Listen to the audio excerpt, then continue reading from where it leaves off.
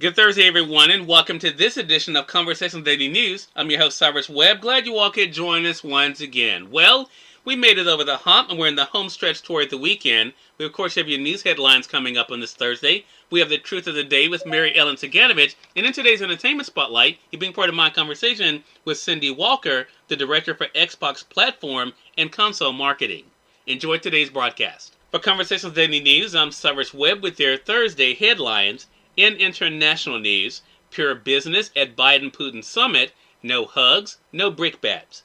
President Joe Biden and Russian President Vladimir Putin concluded their summit on Wednesday with an agreement to return their nation's ambassadors to their posts in Washington and Moscow and a plan to begin work toward replacing the last remaining treaty between the two countries limiting nuclear weapons. But the two leaders offer starkly different views on difficult simmering issues, including cyber and ransomware attacks originating from Russia. Putin insisted anew that his country has nothing to do with such attacks, despite U.S. intelligence that indicates otherwise.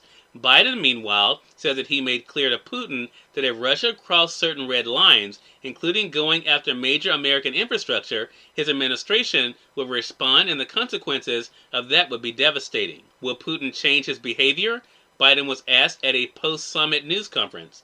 I said what will change their behavior is if the rest of the world reacts in a way that diminishes their standing in the world, Biden said. I'm not confident of anything, I'm just stating a fact. Both leaders, who have stirred escalating tension since Biden took office in January, suggested that while an enormous chasm between the two nations remained, the talks were constructive. Putin said there was no hostility during 3 hours of talks, a session that wrapped up more quickly than expected. When it was over, Putin had first crack at describing the results at a solo news conference, with Biden following soon after. Biden said they spent a great deal of time discussing cybersecurity, and he believed Putin understood the U.S. position. I pointed out to him, we have significant cyber capability, Biden said. In fact, if they violate basic norms, we will respond. I think that the last thing he wants now is a Cold War. Putin noted that Biden raised human rights issues with him, including the fate of the opposition leader. Putin defended Navalny's prison sentence and deflected repeated questions about mistreatment of Russian opposition leaders by highlighting U.S. domestic turmoil, including the Black Lives Matter protests and the January 6th Capitol insurrection. In national news, U.S. ends strict Trump-era asylum rules for violence victims. The U.S. government on Wednesday ended 2 Trump administration policies that made it harder for immigrants fleeing violence to qualify for asylum, especially Central Americans. Attorney General Merrick Garland issued a new policy saying immigration judges should cease following the Trump-era rules that made it tough for immigrants who face domestic or gang violence to win asylum in the United States.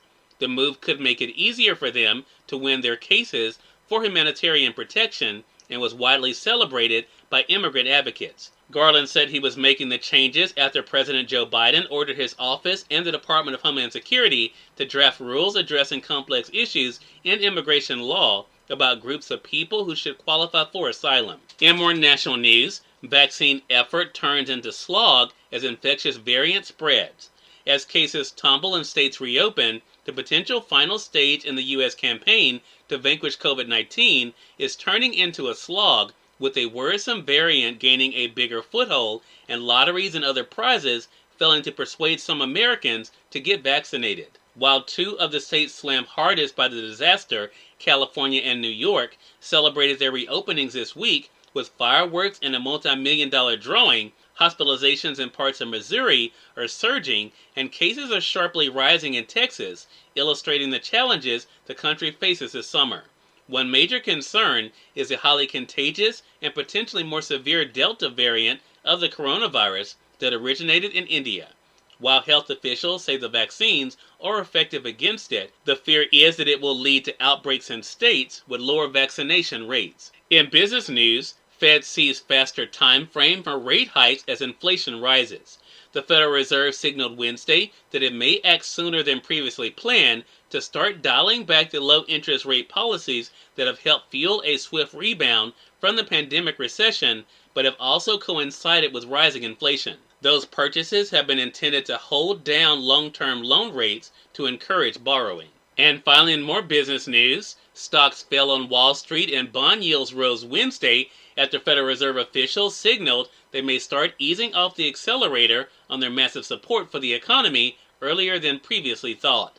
The S&P 500 fell 0.5% after a highly anticipated set of projections by Fed policymakers showed some see short-term rates rising half a percentage point by late 2023. Cyrus Webb, Conversations Daily News. It's now time for the Truth of the Day with Mary Ellen Ciganovich. Mary Ellen, take it away.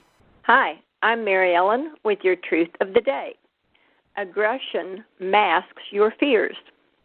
Aggressive behavior is not loving. Therefore, it must come from fear.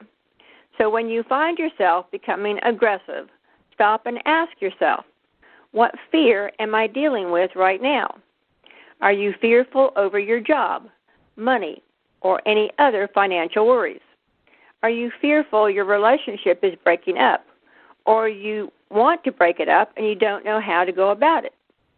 Are you fearful about your children or other family members? Are you carrying around any fears of any possible illness, either real or imagined? Are you stuck and think there is no solution in sight? Whatever fear is running you, there is one truth that can add in your healing. You are never upset for the reason you think. Whatever you think is upsetting is simply your ego's way of trying to protect you. It is not protecting you. It is keeping you away from knowing your truth and knowing your true success in our world. When you find yourself becoming angry, fearful, or aggressive, stop and ask yourself, what am I really upset about?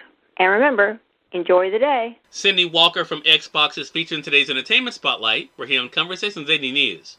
For Conversations Daily News, I'm Cyrus Webb with the Entertainment Spotlight. Cindy Walker, Director of Xbox Platform and Console Marketing, joined me on Conversations Live, the radio show, to talk about this year's Electronic Entertainment Expo, or E3, and what Xbox has in store. Here's a bit of our conversation.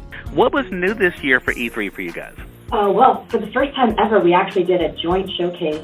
We just welcomed a new member of the family to our game studios team, Bethesda, which is a world-renowned and kind of beloved game studio out of Maryland. So this year, our showcase was actually called the Xbox and Bethesda Games Showcase. And as you noted, E3 this year was completely virtual, which is, we've many times have done digital versions of our briefings, but we haven't actually done an entire week of different platforms and publishers doing their shows all virtually and kind of pulled together under the umbrella of E3. It's a really exciting time for anyone who thinks themselves a gamer in any capacity, because you just get to see so many new titles, a ton of new creativity, great announcements. It's just a really fun time to be a part of that community. Yeah, what a cool thing. So, Cindy, give us an idea with the new announcements this year. What are some of the things that we should look for from Xbox this year? So at the show this year, we actually talked about 30 titles. We showed 30 different games, and it kind of ranged from, AAA blockbusters like Halo and Battlefield 2042, all the way to some indie darlings, games we can't wait for folks to play, Stalker 2, etc. These are all titles. 27 of the 30 will actually be part of Xbox Game Pass. That's our monthly subscription that allows members access to over 100 titles for a monthly price in a streaming service. And you can actually play those titles across console, PC, or mobile. So we really added a lot of value to that service for our members for today and hopefully in the future. Cyrus Webb, Conversations Daily News.